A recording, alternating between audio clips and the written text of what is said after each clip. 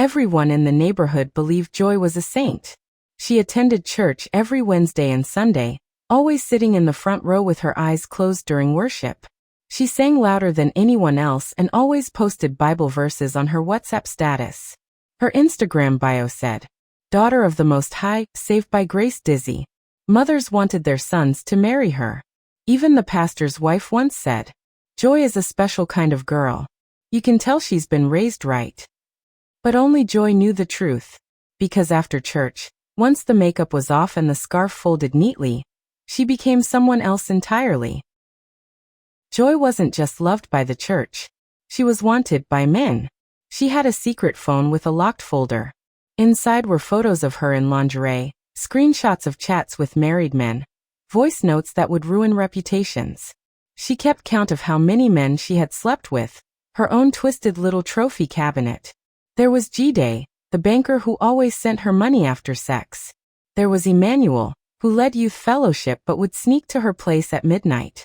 There was even Uncle Deji, her mother's friend who used to call her little girl, until she let him kiss her one evening. Her rule was simple: don't catch feelings. Just collect them. She played the game so well that even her closest friends didn't suspect her. At church she still smiled. She still prayed. And when someone spoke about fornication, she would whisper, "God forbid. That's not my portion." But deep down she loved the life.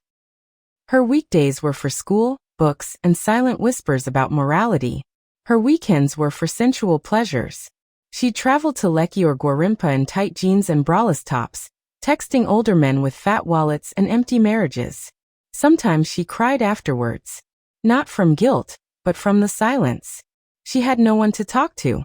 No one she trusted enough to say, "I don't know who I really am anymore." She liked the attention.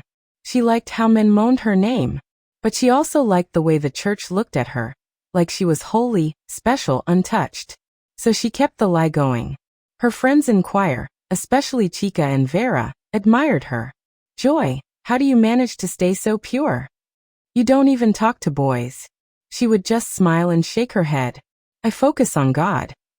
But Chica once noticed her slipping away during youth service. Vera once saw her get into a car that didn't look right.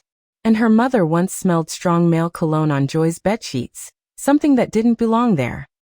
One Friday night, Joy hosted a man in her room. He was a young politician, married with 2 kids, and obsessed with her. She wore red lace, soft perfume, and made him weak before she even touched him. They drank, laughed, and made love twice, loud, careless, and passionate. What Joy didn't know was that Vera had stopped by that night to drop off a borrowed shoe. She knocked on the gate, but no one answered. She tried calling Joy, but her phone was off. Then she heard it. Moans. Laughter. A male voice. And Joy's unmistakable giggle. Vera stood there, frozen. She wasn't angry, she was shocked. She had defended Joy many times when others gossiped. She walked away quietly, but something inside her broke. The next day Vera told Chica. And Chica, being the daughter of the head deacon, told her mother.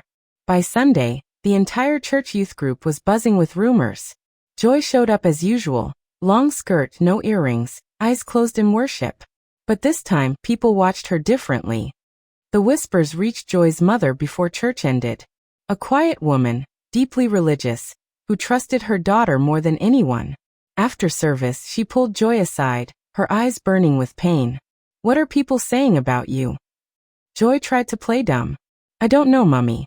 Maybe it's jealousy." But her mother held up her phone. There were screenshots.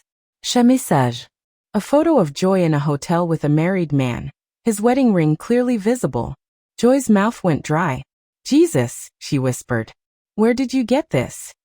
Her mother was trembling. "Answer me. Are you sleeping with all these men? After everything I've taught you?" Joy's eyes filled with tears. She wanted to lie, but she was tired. So she nodded. Slowly. "Yes, Mum." Her mother broke down. She collapsed on the church bench, wailing softly. "You've shamed me. You've shamed yourself." Word spread faster than fire. Friends stopped talking to her. Church elders demanded a meeting. Some members asked her not to return to the choir. And Joy, for the first time, didn't know who she was pretending for anymore. Days passed. She locked herself in her room, ignoring calls, deleting social media. She thought about all the men, the lies, the games, the way her body had become a tool, something to be offered, not loved. Chica and Vera visited, not to condemn, but to talk. Why did you do it, Joy? Vera asked. Was it for money? Or were you just broken? Joy looked at them, her voice low. I don't even know anymore. At first, it was fun. Then I got addicted. I liked the power, the control. But now, she broke down in front of them, sobbing. Not because of the shame, but because she had finally removed the mask. Her mother entered quietly, sat beside her, and hugged her tightly. I may be disappointed, she whispered, but I still love you. You're my daughter. Joy cried harder. That night, she looked at herself in the mirror.